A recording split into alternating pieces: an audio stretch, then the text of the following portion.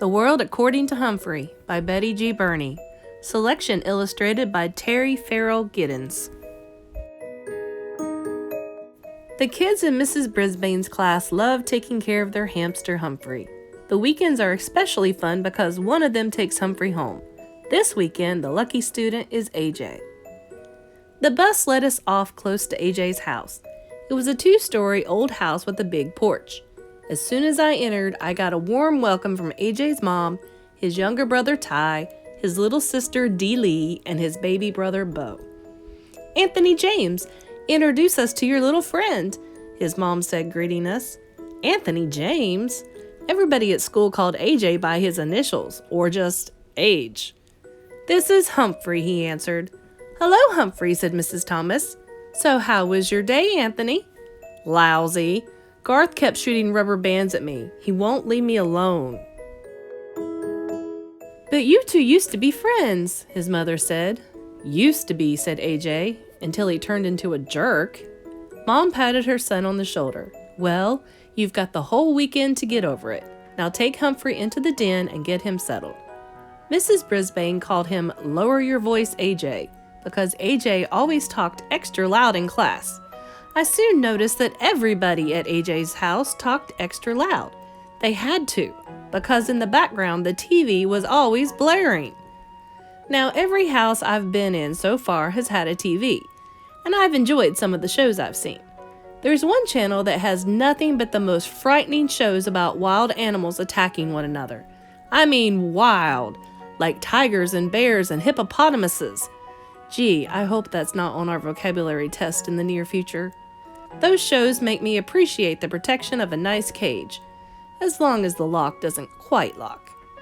There's another channel that only has people in funny-looking clothes dancing and singing in very strange places. It makes me glad that I have a fur coat and don't have to figure out what to wear every day.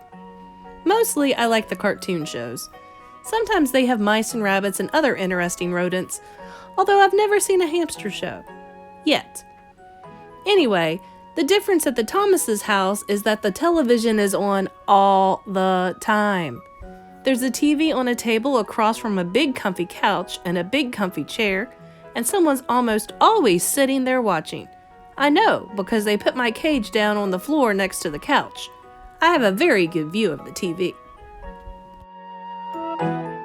I couldn't always hear the TV though, because AJ's mother had a radio in the kitchen, which was blaring most of the time while she cooked or did crossword puzzles or talked on the phone.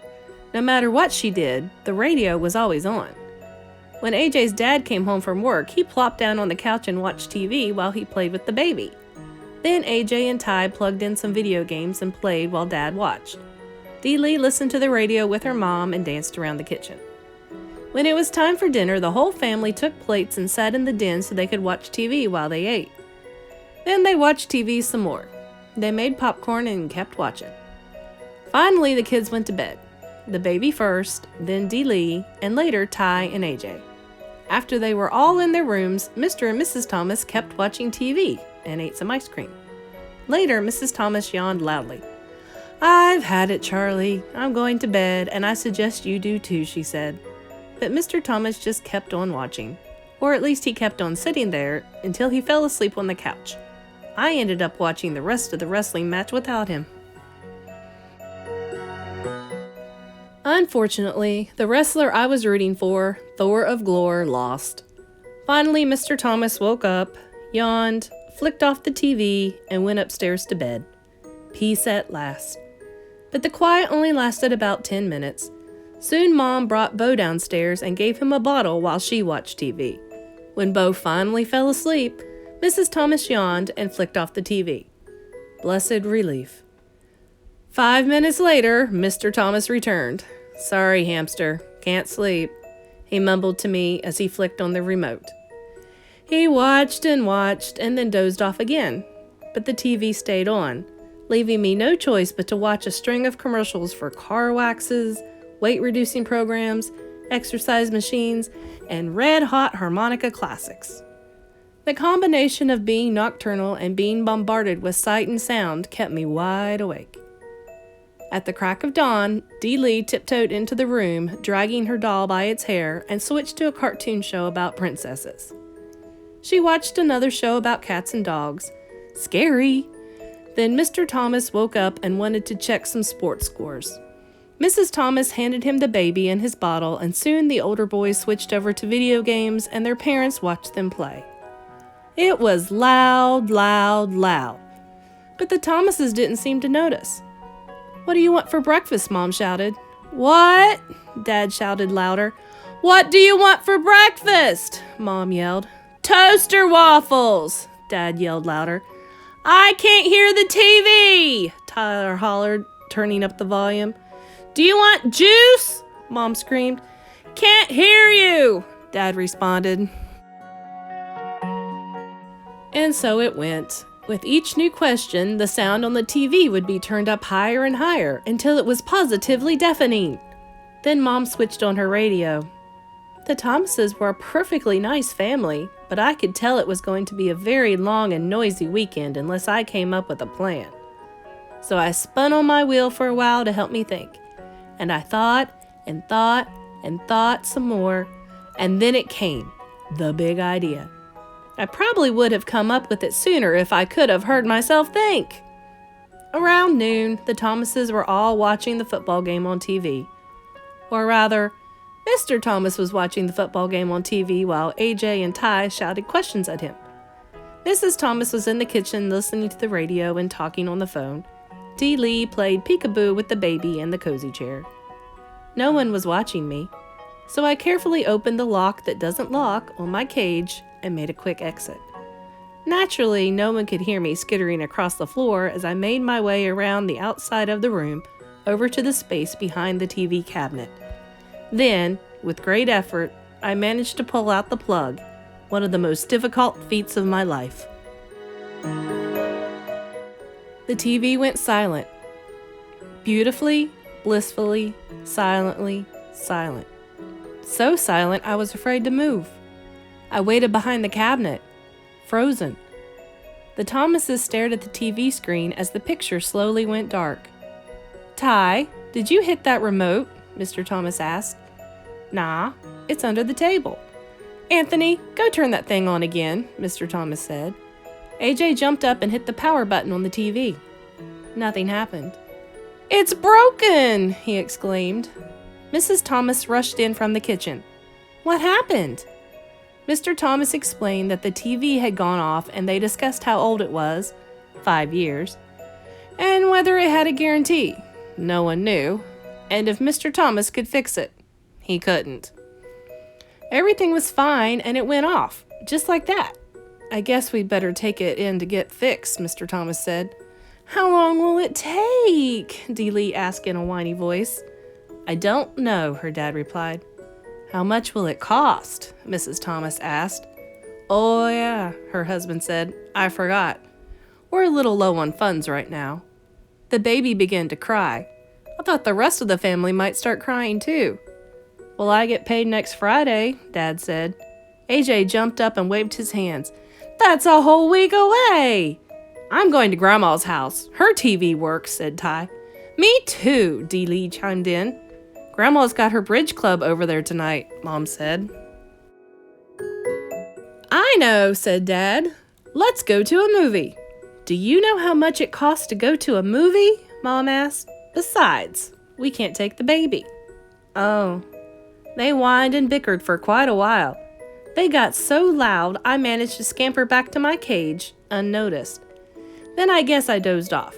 Remember, I had hardly had a wink of sleep since I'd arrived.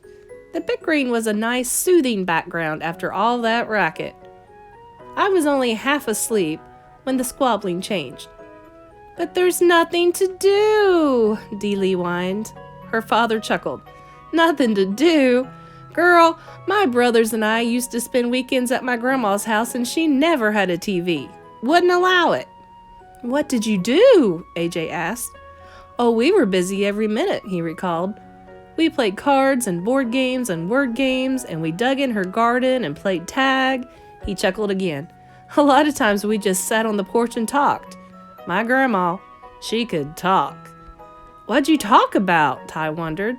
"Oh, she'd tell us stories about her growing up, About funny things like the time her uncle was walking in his sleep and went to church in his pajamas. Mrs. Thomas gasped.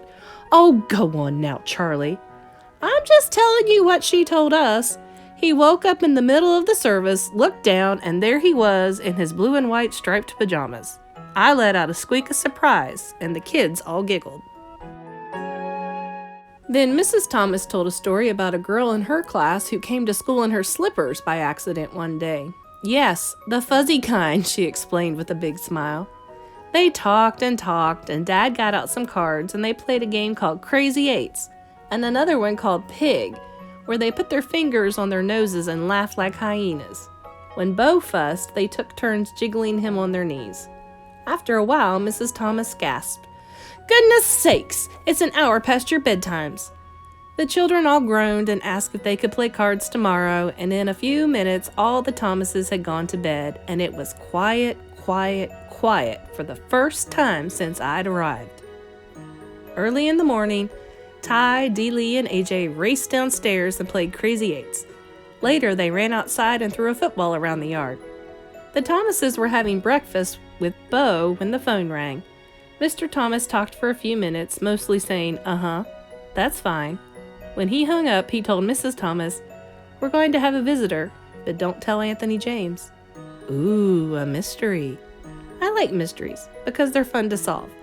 Then again, I don't like mysteries because I don't like not knowing what's going on. So I waited and waited. A few hours later, the doorbell rang. The visitor turned out to be Garth Tugwell and his father. "I really appreciate this," Mr. Tugwell told the Thomases. "It was Mrs. Brisbane's idea. Since Garth can't have Humphrey at our house right now, she suggested that he could help AJ take care of him over here." Sounds like Mrs. Brisbane, as if I'm trouble to take care of. But Garth had been crying because he couldn't have me, so maybe she was trying to be nice. After Mr. Tugwell left, Mr. Thomas called AJ in. AJ ran into the room and practically backed out again when he saw Garth. "We have a guest," said Mr. Thomas. "Shake hands, Anthony. Garth is here to help you take care of Humphrey." AJ and Garth reluctantly shook hands. "How come?" asked AJ. Garth shrugged his shoulders. Mrs. Brisbane said to. "Well, come on. We'll clean his cage and get it over with," AJ said. The boys didn't talk much while they cleaned the cage, but they started giggling when they cleaned up my potty corner. I don't know why that makes everybody giggle. After they stopped giggling, they started talking and kidding around. They decided to let me out of the cage, so they took a set of old blocks from Dee Lee's room and built me a huge maze. Oh, I love mazes. When we were all tired of that game, AJ offered to teach Garth to play Crazy Eights, and then Ty and Dee Lee joined them in a game of Go Fish. Nobody mentioned the TV. Nobody shot any rubber bands. Later in the afternoon, the kids were all outside playing football. I was fast asleep until Mrs. Thomas came into the den with a broom and started sweeping. A minute later, Mr. Thomas entered. "What are you doing, hon?" "What does it look like? I'm sweeping. You know, all the snacking we do in here makes a real mess on the floor," she said. "Beau's asleep," her husband asked. "Uh-huh." Mr. Thomas walked over to his wife and took the broom away from her. "Then you sit down and rest a spell, hon. I'll sweep. Go on. Don't argue." Mrs. Thomas smiled and thanked him and sat down on the couch. Mr. Thomas swept all around the outside of the room, even behind the TV. Uh-oh. When he got there, he stopped sweeping and leaned down. "Well, I'll be," he muttered. "What's wrong?" asked Mrs. Thomas. "The TV is unplugged," he said. "It's unplugged." He came out from behind the TV, plug in hand, and a very puzzled look on his face. "But it couldn't have just come unplugged while we were sitting there watching. I mean, a plug doesn't just fall out," he said. "Plug it in. See if it works," his wife told him. Well, you guessed it. The TV came on as bright and loud as ever. "I don't get it," Mr. Thomas muttered, "but at least we don't have to pay to get it fixed." Mrs. Thomas stared at the screen for a few seconds, then glanced out the window at the kids playing happily outside. "Charlie, what do you say we keep it unplugged for a couple more days?" she asked. "We just won't tell the kids." Mr. Thomas grinned. Then he bent down and unplugged the TV. "Couldn't hurt," he said. He put down the broom and sat on the couch near his wife, and the two of them just sat there in the den, giggling like Stop Giggling Gale. Suddenly, Mr. Thomas looked over at me. "You don't mind a little peace and quiet, do you, Humphrey?" "No, no, no," I squeaked, and I promptly fell asleep.